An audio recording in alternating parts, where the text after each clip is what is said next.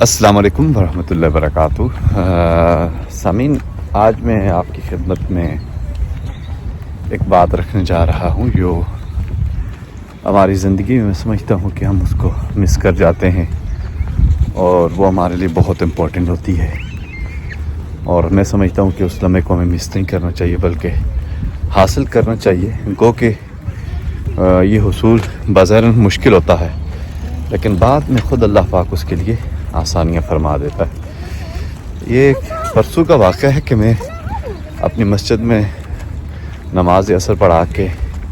بیٹھا تو بہت اچھے میرے ایک دوست ہیں، تو انہوں نے نماز کے بعد ایک بڑی پیاری بات بتائی۔ ان کو یہاں یو کے میں تقریباً میرے خیال میں بتا رہے تھے کہ 60 سال ہو گئے ہیں۔ وہ کہتے ہیں عباسی صاحب، ہم جب نئے نئے یہاں پہ یو کے میں آئے تو بڑا مشکل ہوتا تھا، ظاہر بات ہے پیچھے فیملی کی بہت زیادہ ذمہ داریاں تھیں، اور پھر پڑھے لکھے تو ہم لوگ تھے نہیں، اور یہاں پر کیونکہ فیکٹریوں کا کام ہوتا تھا تو فیکٹریوں میں ہم لوگ بہت زیادہ اپنا دن رات کام کر کے تو پیسہ کماتے تھے۔ تو ایک دن ہوا یوں کہ ہمارے پاس اسی فیکٹری میں ایک بندہ آیا، اور وہ بھی ہمارا پاکستانی بھائی تھا۔ جب اس نے آ کے فیکٹری سے کانٹریکٹ کیا تو اس نے ان کو بتایا کہ بات اس طرح ہے کہ میں کام تو آپ کے ساتھ کروں گا مگر اس میں ایک شرط ہے کام کی، اور وہ شرط یہ ہے کہ میں جب بھی نماز کا ٹائم ہوگا اس وقت اپنے کام کو آف کر دوں گا، اور مجھے تقریباً آدھا گھنٹہ اس میں جتنی بھی نمازیں ہیں میرے کام کے دوران، ایک آئے دو آئے، وہ میں آف کر کے نماز کے لیے جاؤں گا۔ اس کی اگر آپ اجازت دیں تو میں آپ کے ساتھ کام کو کنٹینیو رکھتا ہوں، اور اگر آپ اس کی اجازت نہیں دیتے تو پھر میں کام نہیں کر سکتا۔ کمپنی کا فیکٹری والوں نے کہا ٹھیک ہے بھائی، آپ ایسا کریں کہ اس طرح کا کانٹریکٹ سائن کر لیں، لیکن یہ ہوگا کہ جو آپ کو آف ٹائم دیا جائے گا اس کو پیسے کاٹ لیں گے۔ اس نے کہا کوئی مسئلہ نہیں، پیسے کاٹ لیں، لیکن میں نے نماز ضرور پڑھنی ہے، نماز کے ساتھ کوئی کمپرومائز نہیں ہے، نماز میری پریورٹی ہے، اور اس کے آپ بے شک جتنے مرضی آپ نے پیسے کاٹنے اس ٹائم کے مطابق کاٹ لیں۔ وہ کہتے ہیں جی وہ ان کا کانٹریکٹ سائن ہو گیا۔ وہ دوست بتا رہے تھے، ان کا نام گلزار ہے، وہ بتاتے ہیں کہ ہمارے لیے یقیناً ایک بڑی نئی بات تھی کہ پوری فیکٹری میں پہلا یہ بندہ ہے اور اس نے ایسا کانٹریکٹ سائن کیا۔ اب وہ ہوا یوں، کہتے ہیں کہ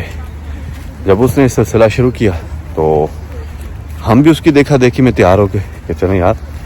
وہ کرتا ہے تو ہم بھی کر لیتے ہیں، اس میں کیا ہے۔ وہ کہتے ہیں ہم تیار ہو گئے، اور ہم نے بھی جا کے سارے تقریباً دوستوں نے بات کی تھی کہ ہمارا بھی بے شک پیسے کاٹ لیں اور نماز کے ٹائم ہمیں بھی بریک دیں تاکہ ہم نماز پڑھ لیں۔ کہتے ہیں ہم سارے شروع ہو گئے۔ یہاں بڑی سننے والی ایک بڑی زبردست بات ہے۔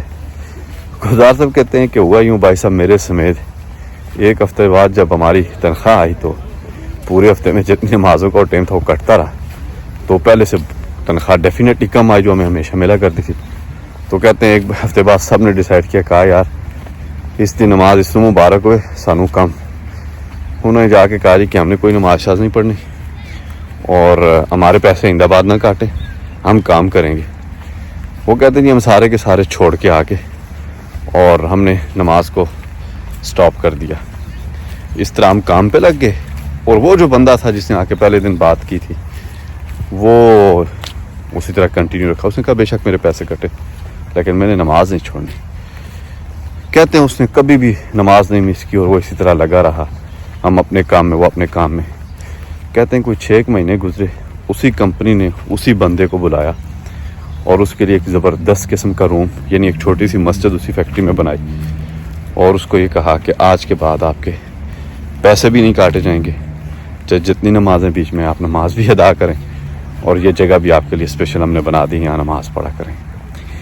اب دوستو یہ بڑا مشکل مرحلہ ہوتا ہے کیونکہ انسان بڑا لالچی ہے۔ ایک طرف جب دنیا آتی ہے تو اللہ تعالیٰ وہیں پر تو دیکھتا ہے اپنے بندوں کا امتحان، وہیں پہ تو کھڑا ہوتا ہے، لیکن اس پورے واقعے میں جو سمجھنے والی بات ہے وہ یہ ہے جو میری سمجھ میں آئی کہ انسان اگر سچا ہو، مخلص ہو، اور اللہ پر اس کو یقین ہو کہ زندگی اور موت کا مالک اللہ ہے اور رزق کا مالک اللہ ہے، جب اسے یہ یقین ہو جائے کہ رزق مجھے اللہ دیتا ہے، کوئی فیکٹری، کوئی کمپنی یا کوئی سلسلہ نہیں دیتا، یہ تو سارے بہانے ہیں، مگر حقیقی جو خالق اور رازق ہے وہ اللہ کی ذات ہے اور اس پر وہ یقین کرے تو وہ بڑا مسبب الاسباب ہے. اور انسان کو جب ایمان کامل مل جائے اس بات پہ تو پھر وہ کسی چیز سے گھبراتا نہیں ہے, اس کے دل میں کوئی لالچ نہیں پیدا ہوتا, بلکہ وہ مزید ڈٹ کر اس چیز میں لگ جاتا ہے اور پوری جاں فشانی سے بغیر کسی کی پرواہ کیے. اب یہ جو شخص تھا اس نے دیکھیں نماز اللہ کی نہیں چھوڑی, کیونکہ اسے یقین تھا کہ بھائی آج کام شاید جہاں ہے کل وہاں ہوگا, تو میں اس ٹیمپریری چیز کے لیے فار ایور ایک چیز چھوڑ دوں. تو اس نے اللہ پہ یقین کیا.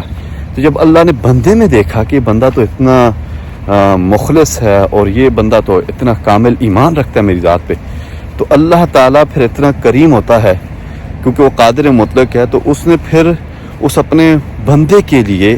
ان غیر مسلموں کو ذہنوں میں ڈالا. یعنی یہ سارا کا سارا ان کے ذہن میں کہ بھائی ایسا کرو کہ تم اس ایک بندے کے لیے اب اپنی فیکٹری میں ایک مسجد بھی چھوٹی سی بناؤ, اور اس کے جو تم پیسے کاٹتے تھے آئندہ وہ بھی نہیں کاٹو گے. اب یہ سارا کا سارا جو ذہن, سارا کا سارا جو سلسلہ ہوا, یہ سارا باری تعالیٰ نے اس بندے کے لیے اہتمام کیا.